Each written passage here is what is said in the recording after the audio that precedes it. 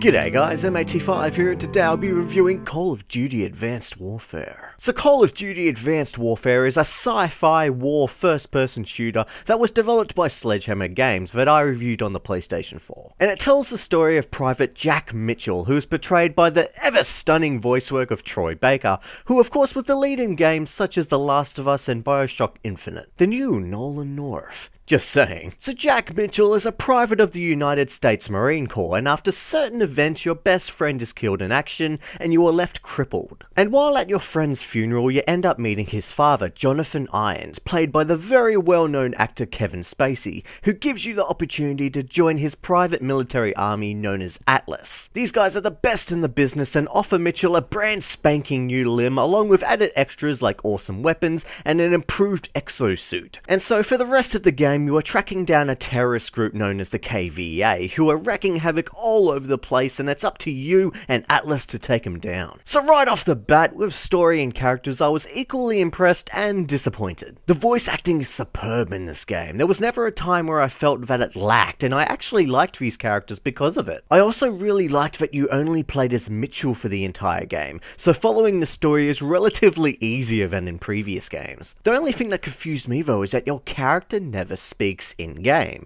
only in cutscenes.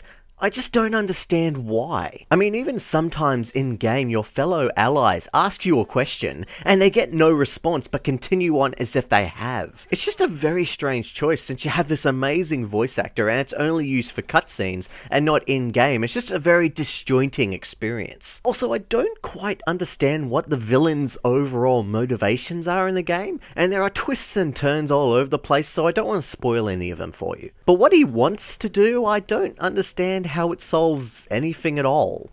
You have to play it to understand what I mean. So if you haven't already noticed already, the visuals in this game, holy shit. It's very strange to be saying that Call of Duty Advanced Warfare looks amazing. Some of the set pieces during the single player look fantastic, but even just the environments themselves look great, and same goes for the character models. Now I know for a fact that some people never even touch the single player section of any Call of Duty game at all, but I feel that they should give it a chance. This is one of the better Call of Duty single players I've played, but my favourite without a doubt is the very first Black Ops game, which to me was brilliant. And yes, even though the gameplay across all of the games in the franchise are very similar, there is still fun to be had, and this game offers a few new additions to the single player. Superb voice acting and characters, great action moments complemented by beautiful visuals, and an easier to follow story. It just makes for an overall more enjoyable single player experience. I especially like the levels where you could utilize the grappling hook. I think it's a step in the right direction for more non-linear gameplay and level design, and is a whole lot of fun to use to get around and to take out enemies from afar. But then again, you only get to use the grapple hook for a couple of levels, otherwise the level design is very straightforward, and I hate that if you wander off the beaten track just a little bit, you fail the mission. I mean, what's the point of making these areas accessible if you're not allowed to go there? Seriously. So let's talk about the almighty exosuit and the abilities that you will be able to take advantage of. COD has now become even faster than it already was, with new movement abilities such as the double jump, thrusting in different directions, a thrust slide, and you can even thrust downwards towards the ground from a height. I also love that instead of a knife melee attack, you now give him an almighty punch to the face. Extremely satisfying. I also like how in single player your HUD is now completely removed and everything is displayed on your weapon. At first this confused me a little bit, but eventually I understood what all the little icons represented, except for their special abilities. You see, before you start each mission you are equipped with different abilities, so you never really have the same abilities in every mission. And I had trouble telling the difference between the abilities from looking at the icons displayed on the weapon HUD, so I sort of had to keep using the abilities to figure out which ones I had in that particular mission. Another little bonus for single player is that completing certain objectives such as kills, headshots and so on, you unlock upgrade points. These points are used after each mission to upgrade your character in a kind of RPG way, from anything to faster reloading to improved damage resistance. I actually liked this idea. It gave you something else to think about during battle and rewards you with little improvements of your choosing. I mean, it's nothing really major and they probably could have done a lot better with it, but I like that they are playing with new ideas. So let's move on to the multiplayer side of things that everybody will definitely be playing. Now you expect to hear the phrase, More of the same when it comes to every Call of Duty game. And I would say, yeah, it is more of the same really, but with a lot of cool little additions along with the awesome powers of the exosuit. They've brought back the point system used in Black Ops 2, in which you can choose whatever you want in terms of weapons, abilities, and score streaks, with each item you equipped using a single point. I love this system so much better as you get that freedom to play in almost any way you want to. Other additions include the emblem creator, which I am happy to see back as it gives us the freedom to express our profile in any way we want.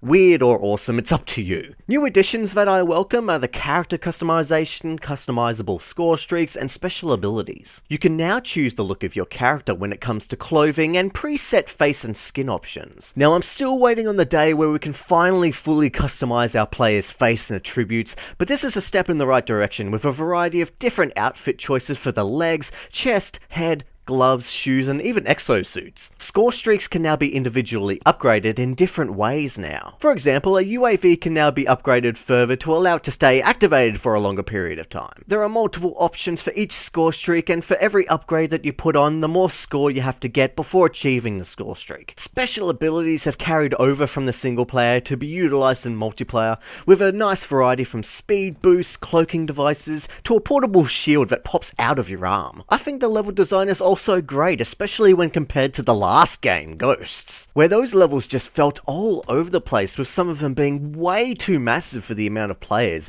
Advanced Warfare now seem to have gotten the level design right this time. Multiplayer is now as crazy and fast as ever with the added exosuit abilities. You will have players thrusting and double jumping all over the place, which adds a new sense of verticality to the gameplay, and overall craziness to every fight. Now, most complaints I hear about the multiplayer of any Call of Duty game is that everyone is their own one-man army. There is little in terms of team gameplay. But I personally don't think this is necessarily a bad thing. I myself don't play with friends very often. Life gets in the way, people are busy at different times, so when I play multiplayer it's usually on my own these days. So Call of Duty is giving me the opportunity to be my one-man army, and I prefer that these days over games such as Battlefield, which are more fun with friends. That's not to say Call of Duty isn't fun with friends, it is really fun with friends, but you can have that fun on your own. I even spend most of my time in free-for-all because every man is for themselves, and I really enjoy that. So the last mode in the game that does need good teamwork is Exo Survival. If you've played the survival game mode in Modern Warfare 3, then you will get a great sense of deja vu here, as it's mostly exactly the same mode, but with exosuits. You basically have to survive wave after wave of AI enemies that get tougher as you go, and you gather points to spend on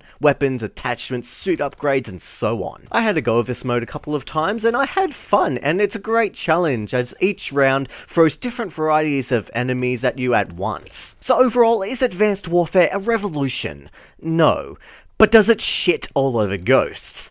Oh yeah. Advanced Warfare is a good time. It looks fantastic, it's never played better. The single player is great fun, the multiplayer is more of the same, but with added features, and survival mode is deja vu. And yes, even though they most likely got all these ideas from Titanfall, and it is kind of evident at times, I actually only recently got Titanfall myself, and haven't had enough time to compare the two like everybody else. So I give Call of Duty Advanced Warfare a solid 8 out of 10. Yes, this game is no Call of Duty to beat all previous entries, but it has a lot of great new additions and customizable options to keep you entertained for a long time. The single player is a great ride with superb performances, amazing visuals and set pieces. The multiplayer and Exo Survival is what you expect from a Call of Duty game, but that doesn't mean it's not a whole lot of good fun with added Exo craziness. So I recommend this game. If you've played Call of Duty before, you know what to expect. If you want a bit of Exo craziness of Titanfall in a Call of Duty game,